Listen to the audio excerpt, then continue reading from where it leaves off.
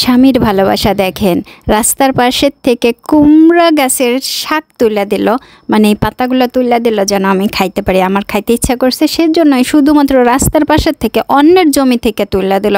বাড়িতে নিয়ে এসে পাতাগুলো ভালো করে ধুইয়া ছোট ছোট টুকরো করে নিছি। আমাদের দেশে যেমন বেসন আছে, কোরিয়াতে তেমনি আছে থিকিম খারু, মানে ওই এক রকমের আটা।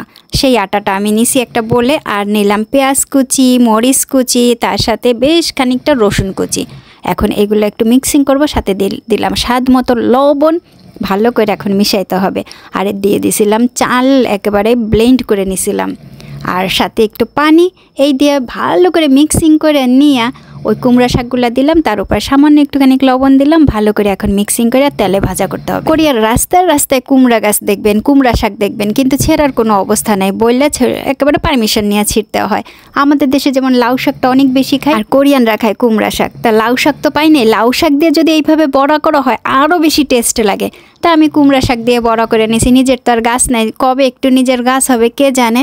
তো এত সুন্দর লাল লাল করে এই যে ভাজা করে নিছি বড়াগুলো। লাউ শাক বা কুমড়া শাক দিয়ে যদি এইভাবে একটুখানি বড়া করা যায়, তাহলে কিন্তু 2-3 প্লেট ভাত এমনিই খাওয়া যায়। পান্তা ভাতেও কিন্তু মজা লাগে।